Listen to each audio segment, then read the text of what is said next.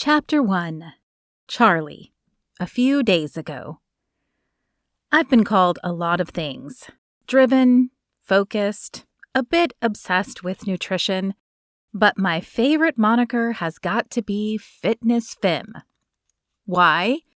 Because as strange as it sounds, I love exercise. And not just the gains of exercise. Yes, defined biceps and shoulders are amazing. But I also enjoy the hard work of exercise. I love watching people do more than they thought they could. I live vicariously through the joy they experience as they watch their body change. But my favorite thing is watching people push themselves so hard that sweat drips down their foreheads like they've just run a marathon in the Sahara. Some people might find that strange, but it's true. Because it means I'm doing my job, and I'm good at it. Last set, everyone. Let's get those knees high, I shout, my voice echoing back against the mirrored walls of the exercise room. Beads of sweat are carving paths down my back, but I can't stop smiling. It's like I have an IV of adrenaline shooting right into my veins. There's a kind of rush that comes from leading a group class, and I am riding that wave right now. 30 seconds. You guys can do it. I can feel my heart pounding in my ears, but I keep pushing, determined to be a good example for the men and women in front of me. My eyes scan the class, making sure everyone is giving it their all. They land on Serena. She's been coming for the last few months. When she first showed up, she was so shy and withdrawn that she wouldn't even make eye contact with the treadmill. But now, she's a beast. Not only has she begun to emerge from her shell, but her form is perfect. She never quits, and some days she barely seems to break a sweat. She's exactly the type of person I'd like to hire to replace me when I get the promotion. Great job, Serena. You're killing it.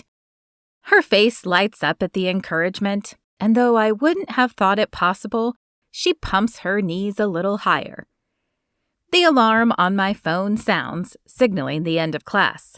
There is an audible sigh of relief throughout the room as people drop to their knees. But I don't take it personally. I wish we could go just a bit longer, but we can't. Damon, the yoga guy, has the room next, and he is a stickler for time. He treats the mat like sacred ground, and if I ran long, he would probably start doing some deep breathing protest. All right, everyone, let's begin our cool down. I lead them through a few exercises designed to slow their heart rate and stretch their muscles. Though everyone in the room is tired and sweaty, I can feel the positive energy floating through the air, and I'm pretty sure I see two people who were just strangers a week ago giving each other a congratulatory fist bump. That's what I love about working out. You can come in having a bad day, but the endorphins will go to work on you, and before you know it, your day has turned around. When the last stretch is finished, I dismiss the class and begin cleaning up for Damon. Not only is he strict about time, but he can't stand it if anything in the studio is out of place when he comes in. And he's the type to count all the dumbbells to make sure they're all there. Like someone is going to walk out with a 10-pound dumbbell hidden in their bag. Excuse me, Charlie? I turn at the soft voice to see the woman who joined the class for the first time today. She came in a little late, so I didn't get her name at the beginning. So I'm delighted she stayed. I hate not knowing the name of the people in my group. It's one thing I pride myself on. I just wanted to say thank you. I haven't always loved exercising, but that was actually fun. A warmth spreads through my chest. I never tire of hearing things like this. I'm glad.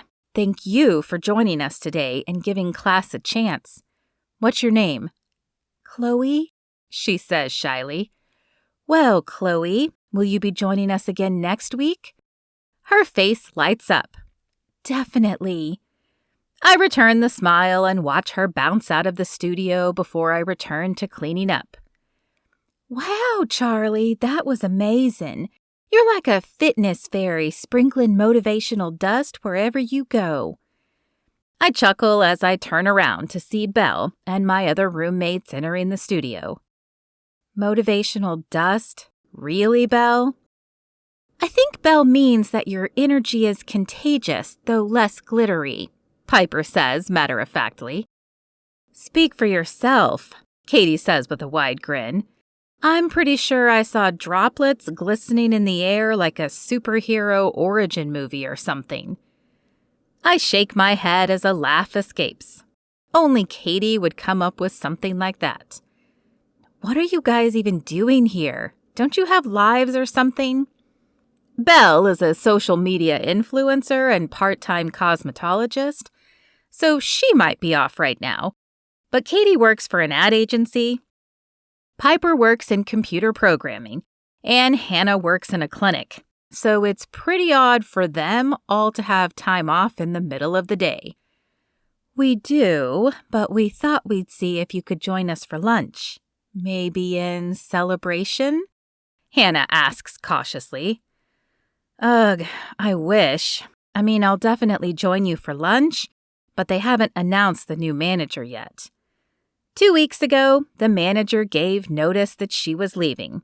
We all put our names in the hat for becoming the new manager, but they haven't announced it yet. I've been here the longest, and I have the most clients, so it would only make sense that it was me.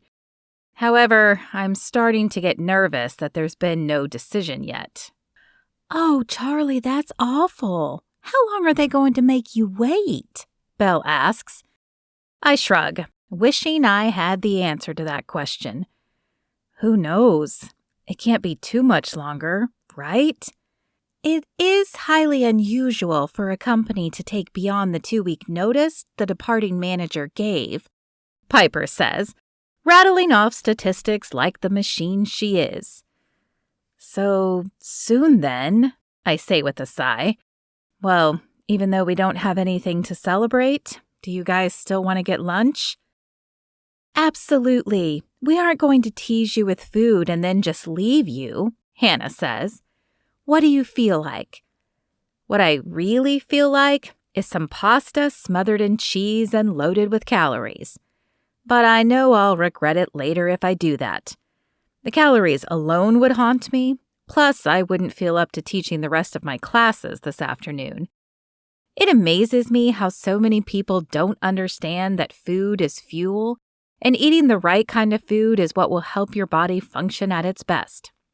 Let's go to Cardinals, I say. Though not my favorite place, the restaurant uses real ingredients, and it's cooked fresh. 2 things that help lower calories when you're eating out. How did I know you were going to pick that?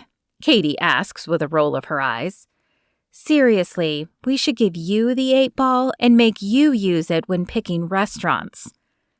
One thing I love about my friends is that we have fun together. Sometimes that involves dares, and the 8-ball was Katie's. She had to consult it for nearly a month for every decision. Unfortunately, it happened at a pretty bad time when she was vying for a promotion.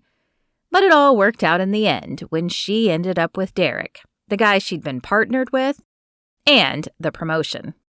Ha ha.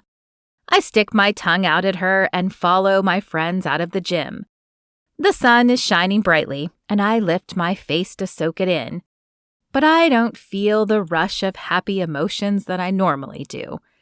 This job is still looming over my head, and I don't know if I'll ever be truly content until the decision is made.